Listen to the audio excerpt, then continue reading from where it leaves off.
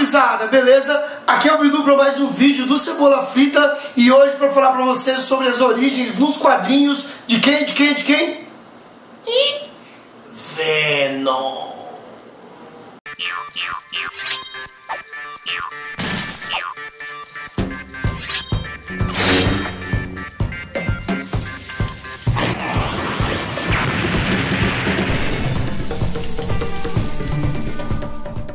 Gurizada, vamos lá, ó.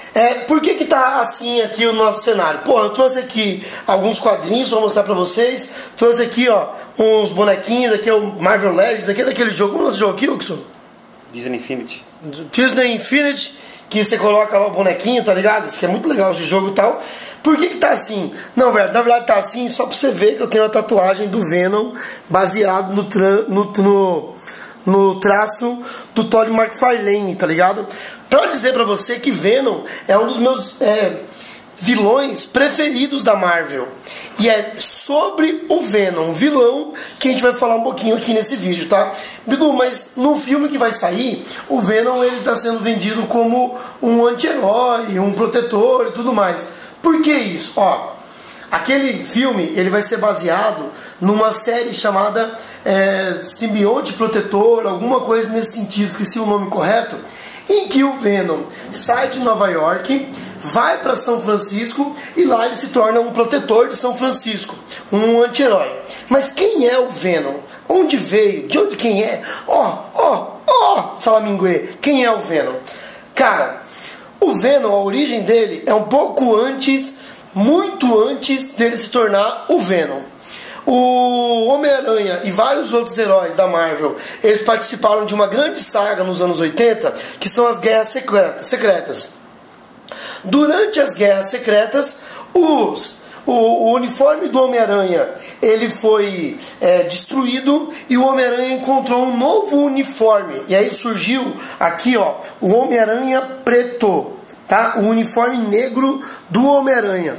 Pra você que assistiu, talvez você viu esse uniforme naquele terceiro filme da trilogia clássica de filmes do Homem-Aranha. E lá você também viu o Venom.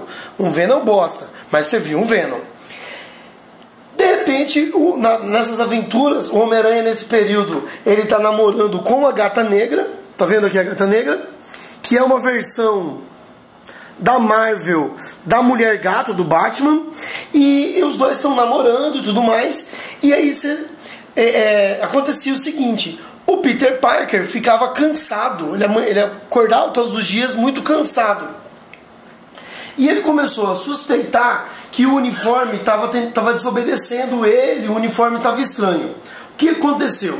O Peter Parker foi no laboratório do Reed Richards, ele foi no laboratório do Quarteto Fantástico, e lá no laboratório do Quarteto Fantástico ele descobre que na verdade aquele uniforme era um simbionte tentando tomar conta do corpo do Peter Parker, era um parasita, não era só um uniforme que obedecia aos comandos do Peter Parker, aquilo era um simbionte e ele quis tirar aquilo.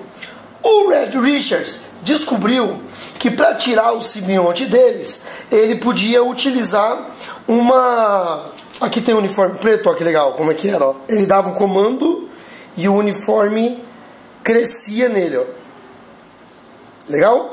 Aí o Reed Richards descobriu que aquilo era um simbionte e o uniforme precisava ser tirado do corpo do Peter Parker. Deixa eu achar aqui pra você como ele fez isso. Ó, aqui é a cena que eu narrei, tá vendo? Ó, ele tá dormindo, mas o uniforme tomava conta dele, do corpo dele, e ele saía perambulando.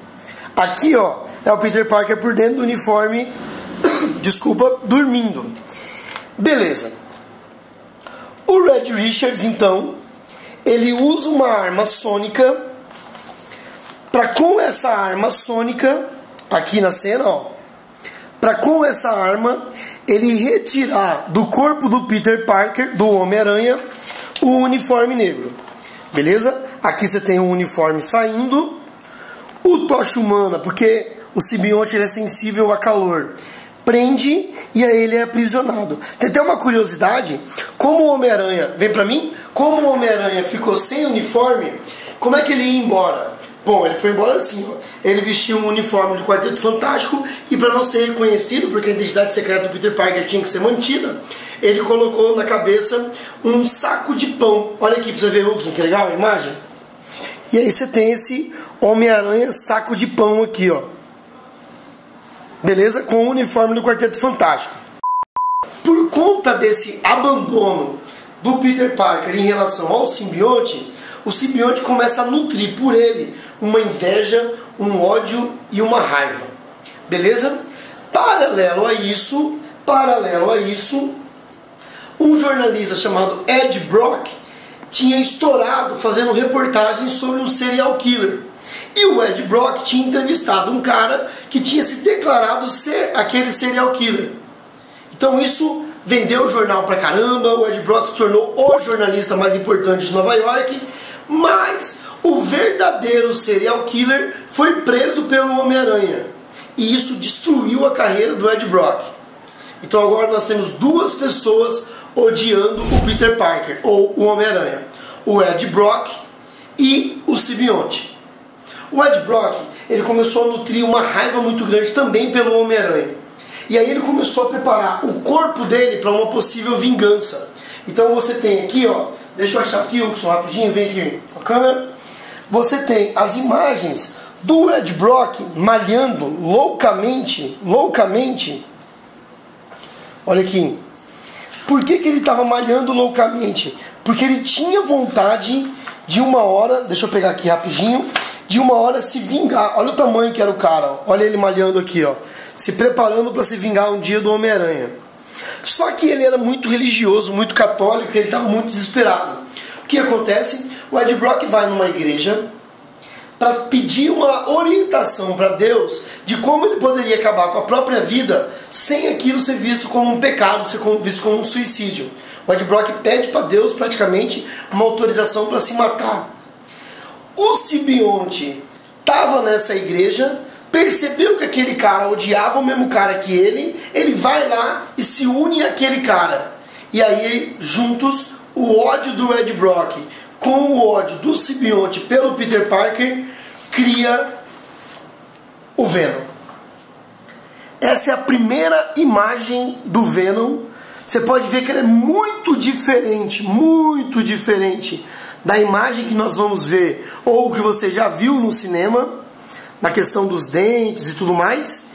E aí você tem então um cara hiper forte, hiper poderoso, por conta da ligação que o simbionte tinha com o Peter Parker. O Venom não despertava o sentido aranha do Homem-Aranha, e aí esse cara começa a perseguir o Homem-Aranha. Quem é a primeira pessoa que ele atinge, gurizada? Ele atinge Mary Jane. Beleza? Então, esposa recém-casada com o Homem-Aranha. Gurizada, a saga do Venom nos quadrinhos, ela é muito foda. Ela é muito foda. Porque você tem um cara que quer se vingar do Homem-Aranha, quer se vingar do Peter Parker, mas ele não quer ser vilão. Mas por conta da ideia de querer se vingar, ele acaba cometendo, já na primeira aventura, um assassinato. Ele mata um guarda daquela igreja. Ou seja, para poder se vingar de uma pessoa, ele acaba tendo que matar outras pessoas. É aquela mentira que vai crescendo, sabe? É muito louco. O que eu quero recomendar para você? Se você vai ver ou já viu o filme do Homem-Aranha, eu recomendo muito que você vá atrás dessa edição aqui, é a edição 10 da coleção Capa Preta da Salvat. Aqui você tem um compilado das primeiras aventuras do Venom e com os traços originais do Todd McFarlane, que pra mim é um dos caras que melhor desenhou o Homem-Aranha. É um dos caras que melhor desenhou a Mary Jane. E é o cara que criou os traços do Venom. De novo, um Venom bem diferente desse que nós estamos acostumados, tá? Mas é o Venom. Olha aqui de novo o Ed Brock. Tem uma coisa, aqui é legal, ó, que é ele regaçando um bonequinho. Quando ele tava malhando, ele regaçando o bonequinho do Homem-Aranha pra falar que tava matando o Homem-Aranha e tal. Ele tinha uma raiva gigantesca. Uma coisa é o seguinte, o personagem do Venom, a ideia de um simbionte e tal, deu tão certo que dele vai surgir outros vilões ligados a simbiontes. O mais importante é um vilão chamado Carnificina, que é um pedacinho do simbionte colado a um cara maluquíssimo, um serial killer desgraceira. Carnificina é outro, compensa você conhecer pra caralho. E ali é quadrinho assim, morte, morte. E você tem, foi criado, vamos assim dizer, uma adoração pelo Venom. Tanto que a Marvel foi aos poucos mudando o perfil do Venom. Ele foi deixando de ser tão grotesco, o visual mantém, tá? Mas ele deixou de ser tão vingativo até ele fazer um acordo com o Homem-Aranha e se tornar um protetor, um herói, um anti-herói de São Francisco. O filme, ele vai pegar essa noção de anti-herói. Lógico que o filme do Venom, na verdade, vai aproveitar essa mola dos anti-heróis que foi criado com os filmes do Wolverine, mas também foi criado com os filmes do Deadpool. O filme está caminhando nessa pegada de anti-heroísmo, tá? Na Comic Con Experience do ano passado, os caras estavam promovendo, de 2017, né? Eles estavam promovendo demais o filme do Venom. Eu lembro que a gente estava lá e os caras fazendo um grafite, tal, num paredão preto, pá, lá só via assim, Venom. Ó, tá lançando muita coisa. Aqui é a camiseta da Piticas do Venom, se você quiser, dá uma olhadinha na Piticas aí mais perto da sua casa. E você tem aí uma série de coisas sobre o personagem. Qual é meu sonho? É que esse filme tenha sangue, velho. O Venom nos quadrinhos é igual a sangue. Quando ele te salva, ele mata quem estava te prejudicando. Tomara que os caras não sacaneiem com um dos personagens mais emblemáticos do cartel da mitologia do Homem-Aranha. Lembra de uma coisa importante, ó. Ele surge como vilão, mesmo que ele esteja sendo vendido para você como um herói ou como um anti-herói. Beleza? Fica aqui a recomendação. Esses quadrinhos de formatinho da saga do uniforme preto é mais difícil de você encontrar, mas é muito fácil você encontrar o Nascimento de Venom da coleção Capa Preta da Salvat. Beleza? Você acha fácil isso aqui para comprar. Tranquilo? Aqui é o Bidu em mais um vídeo do Cebola Frita. Olha aqui o Venom. Tomara que o filme seja bom. Valeu!